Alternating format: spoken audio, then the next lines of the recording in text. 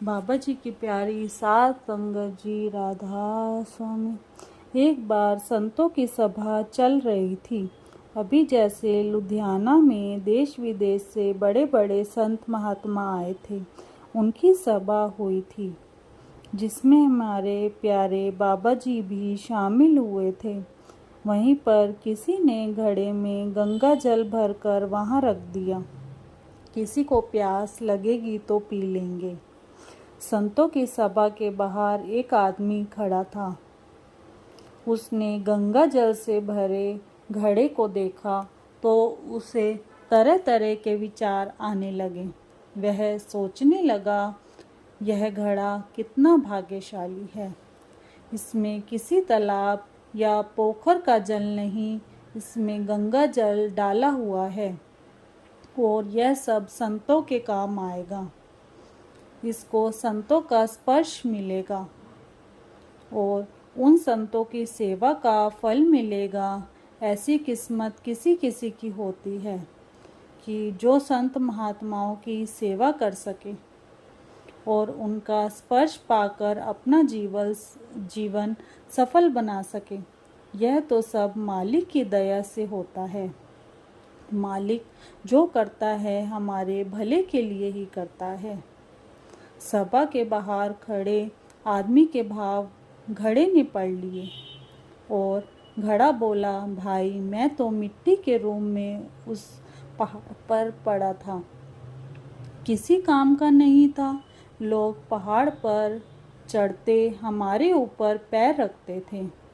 मुझे यह सब अच्छा नहीं लगता था। मुझे नहीं लगता था कि मालिक ने हमारे साथ न्याय किया है। फिर एक दिन एक कुम्हार आया, उसने कस्सी मारकर मुझको खोदा और गधे पर लादकर अपने घर ले आया। घर लाकर मुझको पत्थर से कूटा, बारीक किया, फिर छाना, पानी डालकर गूंथा, चाक पर चढ़ाकर तेजी से घुमाया। वह पहले मिट्टी से चिलम बना रहा था तो उसकी पत्नी ने कहा, अब गर्मी का मौसम है, लोग ठंडे पानी के लिए घड़े मांगते हैं।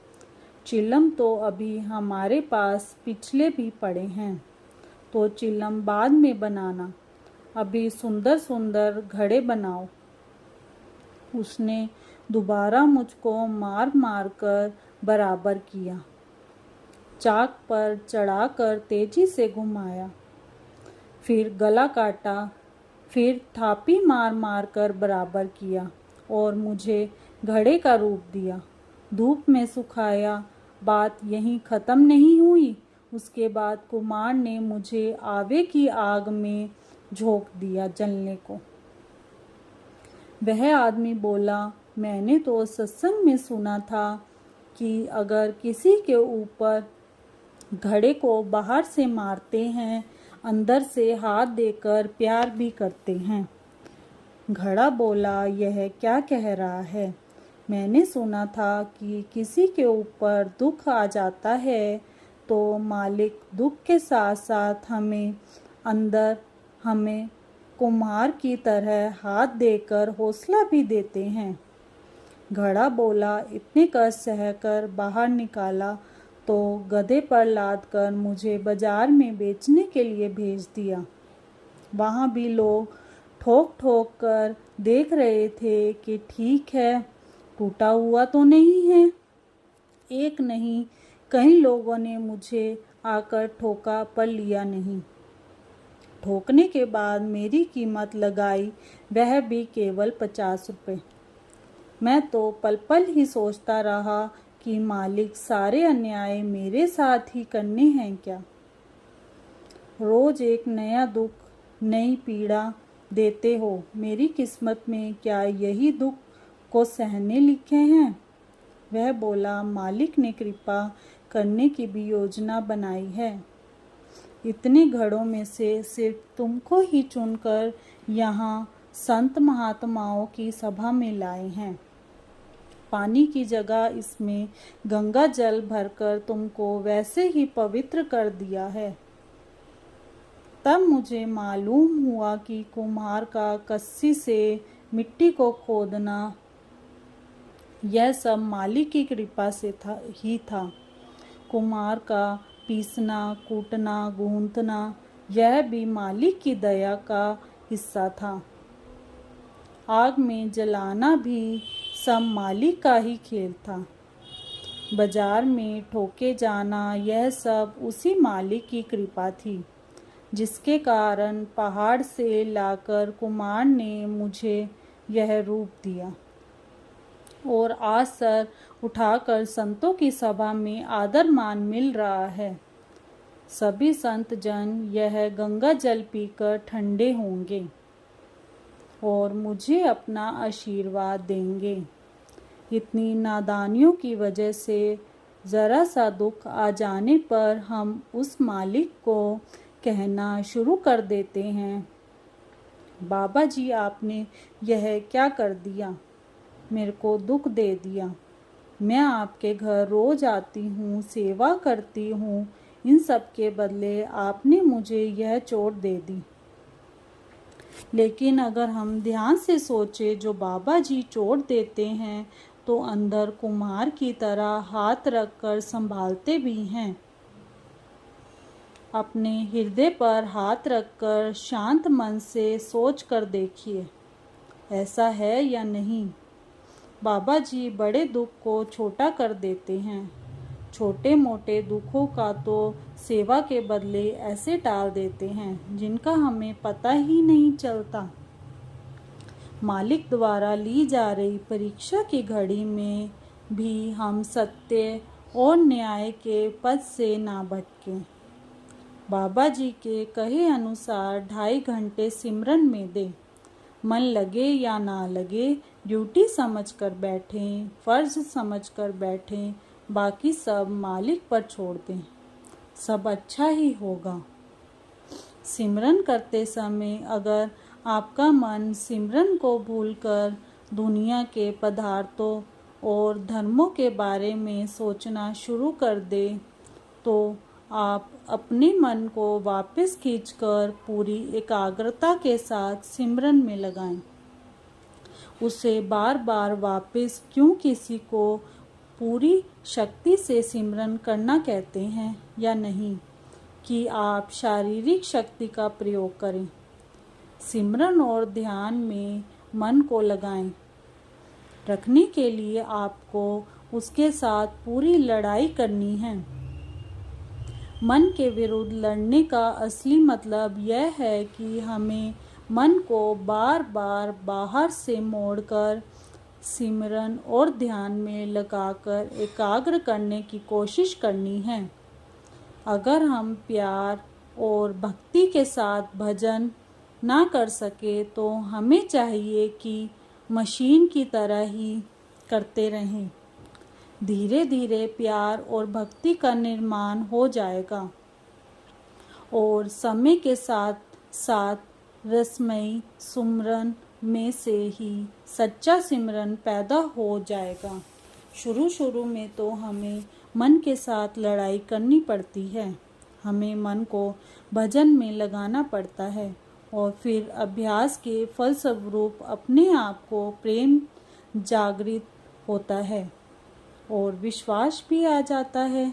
कुछ लोग भाग्यशाली होते हैं, वे विश्वास और भक्ति के साथ ही अपना अभ्यास शुरू करते हैं। दूसरों को विश्वास और भक्ति पैदा करनी पड़ती है।